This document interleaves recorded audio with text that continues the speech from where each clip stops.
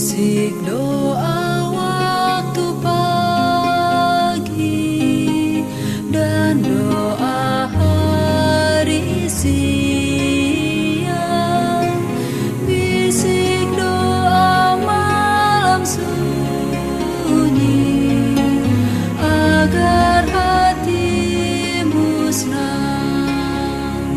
Salam sejahtera untuk kita semua, Shalom. Waktu yang istimewa ini mari kita siapkan hati dan pikiran kita. Kita akan merenungkan kebenaran firman Tuhan. Sebelumnya mari kita minta tuntunan kuasa Roh Kudus. Kita berdoa. Bapa di sorga, kami membutuhkan kehadiran kuasa Roh Kudus-Mu yang akan menuntun hati dan pikiran kami memahami setiap firman yang akan kami baca dan renungkan. Di dalam nama Yesus, nama yang indah, kami selalu berdoa dan mengucap syukur. Amin. Renungan hari ini berjudul Jangan Padamkan Hati Nurani Anda. Ayat inti Ayub pasal 18 ayat yang ke-8. Karena kakinya sendiri menyangkutkan dia dalam jaring, dan di atas tutup lubang ia berjalan. Ketika saya pergi ke Amazon bersama para siswa dari Universitas Loma Linda, saya takut pada semua kelelawar. Mereka terbang mengelilingi kami setiap malam, mendekat dan kemudian tiba-tiba melesat menjauh. Suatu malam saya berkhotbah di gereja, dan seekor kelelawar datang langsung ke arah saya. Secara naluri, saya mencoba membela diri dengan Alkitab di tangan saya. Lalu tibalah malam di mana kami harus tidur di tempat terbuka, sejenis gubuk beratap jerami tanpa jendela. Saat kegelapan menghampiri, saya mulai khawatir dengan kelelawar yang berterbangan. Saya bertanya kepada masyarakat setempat, apakah kelelawar itu vegetarian atau penghisap darah? Mereka mengatakan kepada saya bahwa kelelawar bisa menggigit, tetapi kami tidak perlu khawatir dengan hal itu. Mereka meyakinkan saya bahwa kelelawar itu tidak berbahaya, tetapi pernyataan itu tidak banyak membantu.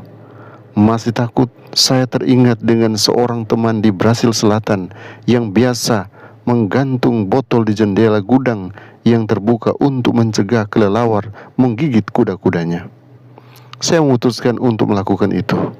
Saya mengumpulkan apa yang dapat saya temukan, botol, sepatu, batu, dan tongkat, dan menggantung itu semua di sekeliling naungan beratap palem tersebut. Kelelawar datang dan mengepung tempat saya sepanjang malam, namun tidak terbang ke dalam. Suara radar mereka memberitahu mereka bahwa ada rintangan di jendela dan mereka menghindari penghalangnya. Belakangan saya belajar bagaimana para ahli biologi menangkap kelelawar untuk dipelajari. Mereka pergi ke gua dan memasang jaring pada jalan masuk gua. Kelelawar terbang ke jaring karena mereka tidak tahu hambatannya ada di sana. Para spesialis kelelawar mengetahui bahwa kelelawar sudah terbiasa masuk dan keluar melalui jalan itu tanpa bertemu hambatan apapun, sehingga mereka mematikan peralatan radar mereka. Dan dengan demikian, peneliti itu dapat dengan mudah menangkapnya. Hal serupa juga terjadi pada banyak manusia. Kita pikir kita paham akan jalan kita dengan baik. Kita terlalu percaya pada diri kita sendiri, dan kita tidak memperhitungkan bahaya. Tidak ada masalah dengan teman-teman yang meragukan. Tidak ada masalah dengan sedikit alkohol. Tidak ada masalah dengan sedikit kebiasaan buruk hanya untuk bersenang-senang. Dan kita terjatuh ke dalam jebakan. Jebakan ini dapat merenggut kebahagiaan kita, kesehatan kita, dan seringkali juga hidup kita. Hati-hati terhadap jaring iblis. Jangan matikan radar rohani Anda. Apakah hati nurani Anda cukup sadar untuk menghindari dosa? Apa yang dapat Anda lakukan untuk menjadi lebih tanggap terhadap jerat iblis? Tuhan Yesus menolong kita memahami setiap firman yang sudah kita terima saat ini. Mari kita berdoa. Bapa Surgawi, kami datang dengan penuh ucapan syukur karena penjagaan-Mu, perlindungan-Mu yang nyata bagi kami.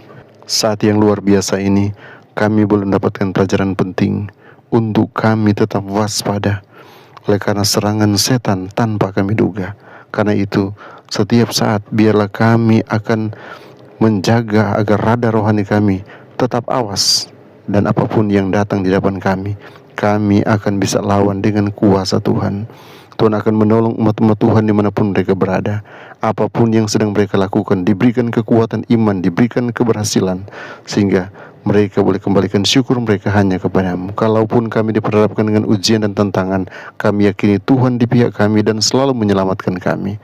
Bapa, ke dalam tangan-Mu hamba menyerahkan umat-umat Tuhan dalam pergumulan hidup yang mereka hadapi.